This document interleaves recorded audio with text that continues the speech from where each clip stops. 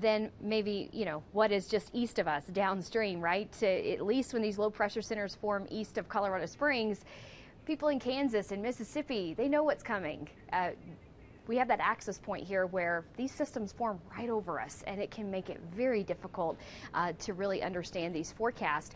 But we do feel like regardless of who gets what in terms of snow or rain, it is going to come in terms of very heavy rainfall or very heavy snow. So let you see the winter storm warning in effect for northern El Paso County. 6 to 10 inches of snow possible, 10 inches on the higher side, 6 inches on the lower side for places like Monument and Black Forest. Could we end up with more in some of those areas? Absolutely.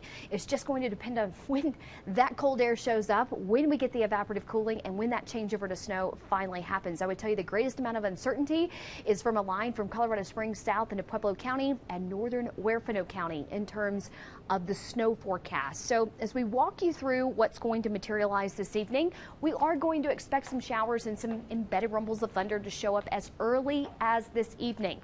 So don't be surprised if you hear thunder out there this evening, because that will be possible. As we move through the overnight time frame, we do get snow across parts of Teller County. That will start to materialize on the later side, 6 o'clock tomorrow morning. On the earlier side, it'll be about midnight tonight.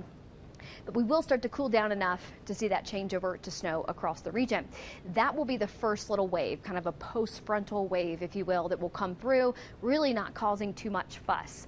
As we move through the duration of the overnight time frame, we will start to see more of a lag in terms of the drier period between about midnight and 6 a.m. Then we start to pick up on that next little round of heavy snow materializing between that 1 to 2 o'clock time frame around Woodland Park, and then some secondary showers and thunderstorms between about 2 and 4 a.m. on Tuesday. That will be the morning time frame. I think our Tuesday morning commute will be just fine.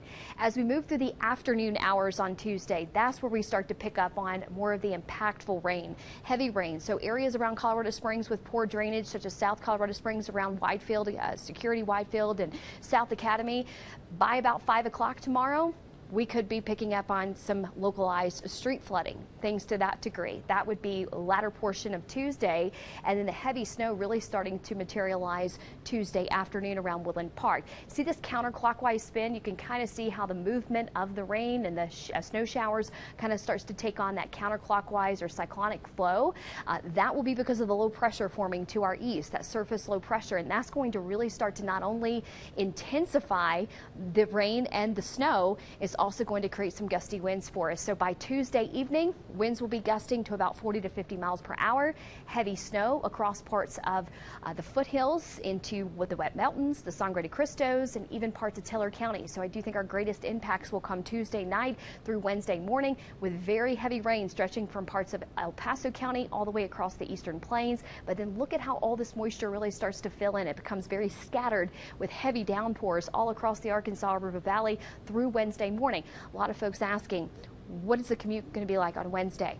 Regardless of where you're joining us from, it's going to be messy just because we're going to have a lot of standing water, a lot of ponding for areas that are still receiving rain, and a lot of heavy snow for some of those higher terrain locations. I would say avoid Highway 24 west into Manitou Springs and Woodland Park really through Tuesday night and through Wednesday. We do start to see the decrease in cloud cover and the rain starting to move out of our region after 4 p.m. on Wednesday, but it will be a long duration event, so kind of a marathon, not a sprint by any means.